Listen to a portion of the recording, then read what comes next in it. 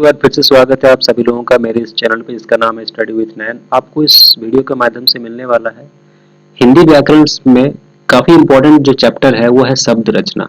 शब्दों की रचना कैसे हुई, शब्दों की उत्पत्ति कैसे हुई, उत्पत्ति के आधार पर इन्हें कितने भाग में बांटा गया है, अर्थ के आधार पर इसे किस तरह से बांटा गया है, वाक्य की रचना कैसे होती है, शब्द की रचना कैसे होती है, शब्द क्या है, शब्दों की संख्या कितनी है।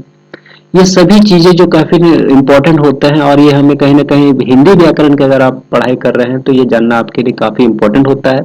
तो ये सभी चीजों के बारे में आज हम लोग इस वीडियो के माध्यम से चर्चा करने वाले हैं। अंत तक बने रहें। इस वीडियो के माध्यम से हिंदी व्याकरण का जो शब्दों की जो प्रश्न है वो आपको सभी चीजें आपको इसमें मिलने वाला है। तो आइए हम शुरू करते हैं। सबसे पहले अक्षर किसे कहते हैं। तो अक्षर जो है वर्ण को ही अक्षर कहते हैं, लेकिन इसमें थोड़ा सा अंतर यह होता है कि वह ध्वनि या ध्वनि समूह जिसका उच्चारण एक सांस या एक प्रयत्न में होता है उसे हम लोग अक्षर कहते हैं। शब्द किसे कहते हैं।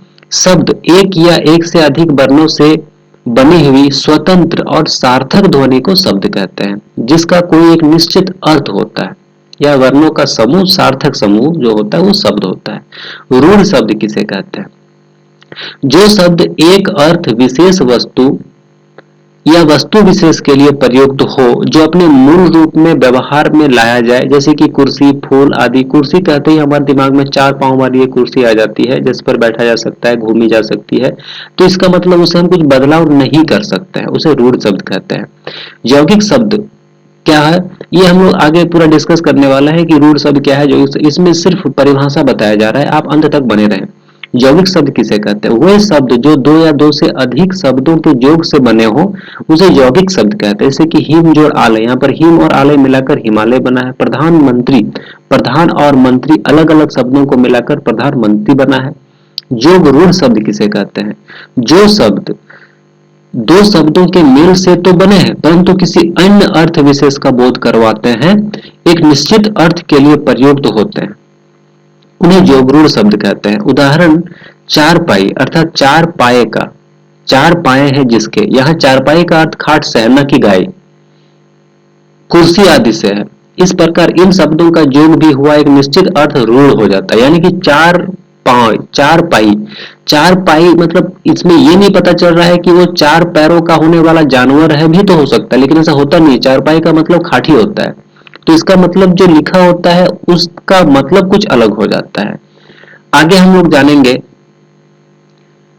आगत और विदेशी शब्द किसे कहते हैं। आगत या विदेशी शब्द जो शब्द किसी दूसरी भाषा से स्वीकार कर लिए गए हैं, यानी किसी और भाषा से लिया गया है, उसे हम लोग विदेशी कहते हैं। जैसे कैंची, बटन, तोप, कागज, ये उर्दू भाषा है, कुछ फारसी भाषा है, कुछ को तो यूं जो के त्यों ले लिए गए, जैसे कि कागज, ऑफिस, ये इंग्लिश है, कागज अलग है। कुछ को हिंदी की प्रकृति का रूप ढाल लिया गया, जैसे कि जमीन, त्रासदी आदि।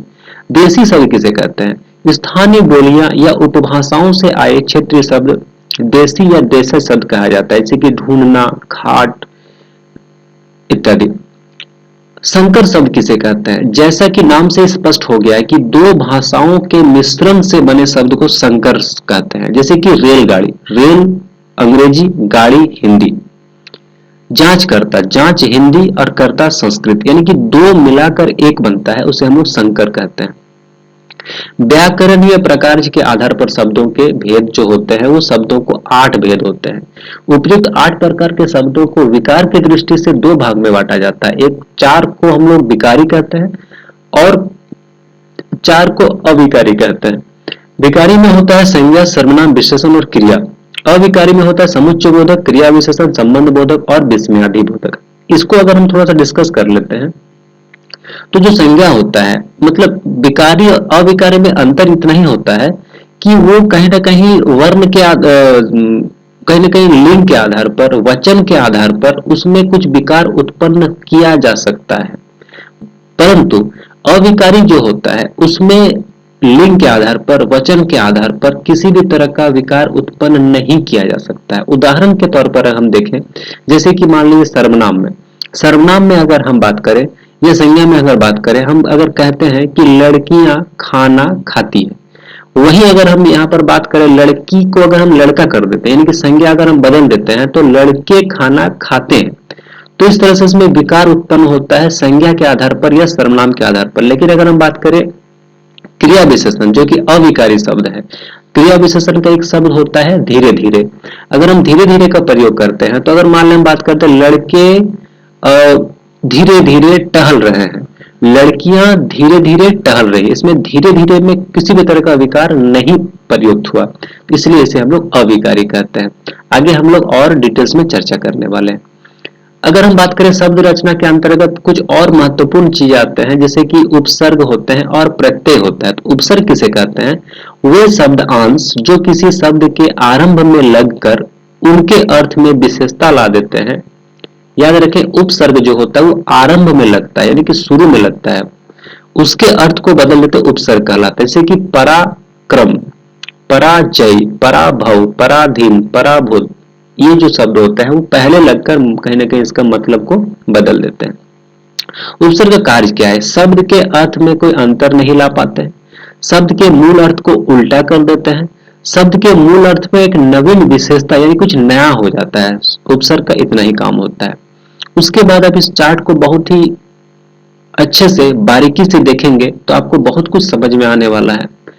शब्द को हम लोग दो भाग में बांटे हैं, एक है सार्थक, एक होता है निरर्थक। सार्थक को फिर हम इसको दो भाग में बांटे हैं, रचना के आधार पर, उत्पत्ति के आधार पर, अर्थ के आधार पर।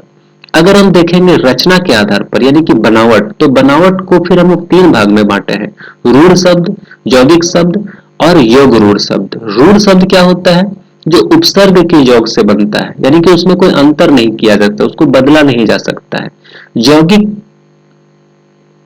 जो प्रत्यय के आधार पर यानी कि प्रत्यय के योग से बनता है। योग रूढ़ जो होता है वो उपसर्ग और प्रत्यय दोनों के योग से बनता है, और कहीं ना कहीं यौगिक से एक शब्दों को योग और समास विधि से भी अलग किया जा सकता है। तो सार्थक में हम लोग पढ़ रहे हैं, सार्थक को तीन भाग में बांटे हैं, रचना के आधार पर, उत्पत्ति के आधार पर और अर्थ के आधार पर। तो रचना के आधार पर हम लोग देखें इसको तीन भाग में बांटा गया है, रूढ़ शब्द, यौगिक शब्द, योग रूढ़ शब्द। अगर हम देखें उत्पत्ति के आधार पर, तो उत्पत्ति के आधार पर होता है तत्सम, तद्भव, विदेशी और संकर। तत्सम जो होता है वो संस्कृत के जो मूल शब्द होते हैं वो तत्सम होता है।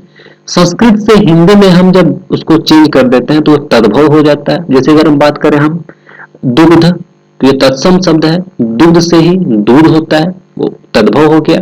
विदेशी जो हम लोग आगे पढ़े, और संकर जो हम लोग आगे पढ़े।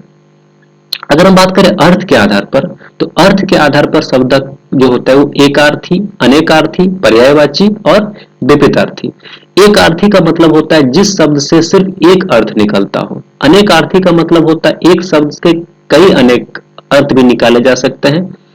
पर्यायवाची जो होता है एक ही शब्द को अलग अलग तरीके से हम बोल सकते हैं। जैसे कि हम बात करें पृथ्वी, तो पृथ्वी का और अन्य बहुत सारे नाम होते हैं, जैसे कि भू, धरा, भूमि, वसुंधरा, ये पर्यायवाची में आता है।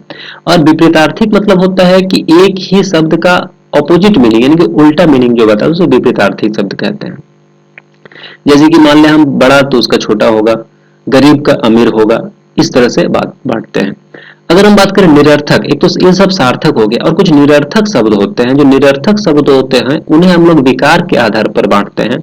एक होता है विकारी, एक होता है अविकारी, जो हम लोग ऊपर में देखे। विकारी में जो होता है वो संज्ञा शब्द होता है, सर्वनाम शब्द होता है, विशेषण शब्द होता है, और क्रिया के जो शब्द होते हैं वे विकारी होते हैं। और अविकारी जो होते हैं वो ये निम्नलिखित चार होते हैं।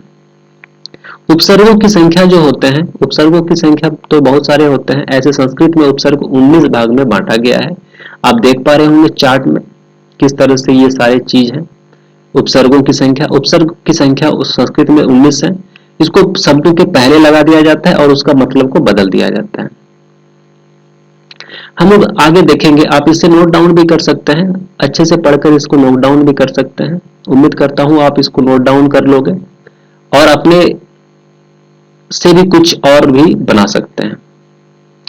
अगर हम बात करें प्रत्यय का, तो प्रत्यय क्या है?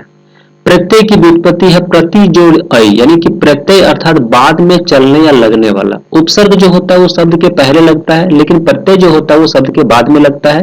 जो शब्दांश शब्दों के अंत में लगकर उन्हें उनके अर्थ को बदल देते हैं वो प्रत्यय कहलाते हैं। प्रत्यय अविकारी शब्दांश होता है जो बाद में जोड़े जाते हैं, जैसे कि लिख शब्द में अगर आवट जोड़ देंगे तो हो जाता है लिखावट।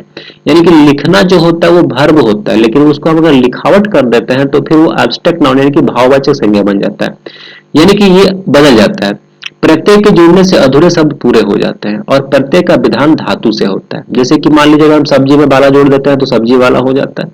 मूल शब्द सब्जी है, इसमें वाला प्रत्यय है और ये यौगिक शब्द बन जाता है। इसके साथ भी अगर हम देखेंगे तो प्रत्यय जो होते हैं ये निम्नलिखित होते हैं प्रत्यय।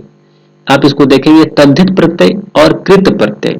आप इसको अच्छी तरह से देख लें, आपको कहीं ना कहीं ये जो चार्ट है इस चार्ट में बहुत कुछ समझने में आसानी होगी।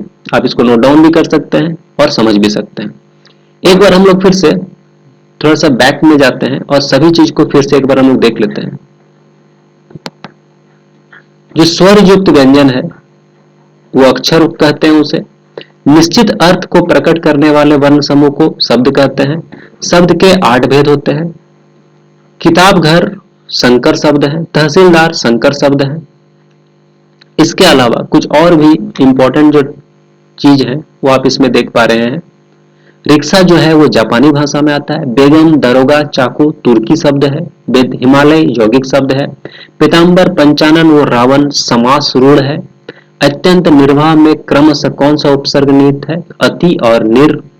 अध्यक्ष 29 में क्रमशः कौन सा उपसर्ग है? तो अधि और उन। उपसर्गों की संख्या 3 होते हैं। संस्कृत में 19 उपसर्ग होते हैं, हिंदी में 10 होते हैं, उर्दू में 19 होते हैं। अनु उपसर्ग का अर्थ होता है बाद में या पीछे या फिर साथ, जैसे कि अनुशासन यानी कि शासन में रहना, तो हम लोग उसको कह सकते हैं अनुशासन। सु का मतलब होता है अच्छा, जो पहले लग के कहीं ना कहीं मतलब को बदल देता है। बा संबंधित है उर्दू उपसर्ग से। अध है, आप इसको ऊपर में देखे होंगे किस तरह से ये सभी चीजों को लगाकर बनाया जाता है शब्द, और भी ये सभी चीजें आप इसमें देख पा रहे होंगे। पढ़ने वाला, दिखने वाला, ये कृतवाचक प्रत्यय है। सुनार, लोहार, कहार, चमार, मसालची ये कृतवाचक तद्धित है। मिलनसार, चालबाज, मेजपोश क्रमशः प्रत्यय है। सार, बाज और पोष। अर्थ अनुसार वाक्य होते हैं 8। जिस वाक्य में किसी बात का होना या पाया जाए उसे विधानार्थक वाक्य कहते हैं। जिस वाक्य में प्रश्न का भाव प्रकट हो उसे प्रश्नार्थक वाक्य कहते हैं। जिस वाक्य में संकेत का बोध हो उसे संकेतार्थक वाक्य कहते हैं। वह क्या सुंदर दृश्य है, ये कैसा वाक्य है? विस्मयाधिबोधक, यानी कि अचानक से अगर कुछ आश्चर्यजनक चीज हो जाता है, कोई दुख प्रकट होता है, कुछ खुशी प्रकट होता है, उसे हम लोग विस्मयाधि मानते हैं। वाक्य के प्रमुख खंड जो होते हैं वो 2 होते हैं, उद्देश्य और विधेय। इसको इंग्लिश में हम लोग सब्जेक्ट और प्रेडिकेट कहते हैं। रचना के अनुसार 3 होते हैं, साधारण वाक्य, संयुक्त वाक्य और मिश्रित वाक्य। पूजा गाना गा रही है, कैसा वाक्य? ये साधारण वाक्य है। पूजा पढ़ती है और कोचिंग भी पढ़ाती है, ये कैसा वाक्य है? ये संयुक्त वाक्य है। उम्मीद करता हूं आपको शब्द के बारे में काफी ज्यादा समझ में आ गया होगा। अगर अभी आप इस चैनल पर नए हैं तो इसको सब्सक्राइब कर लें और इस तरह से जो जानकारी आपको मिल रही है वो मिलता रहे, और कहीं ना कहीं हिंदी व्याकरण का आपका जो नॉलेज है वो और बढ़ता रहे। चैनल में अगर नए हैं इसको सब्सक्राइब करें, दोस्तों के साथ शेयर करें। Thanks for watching.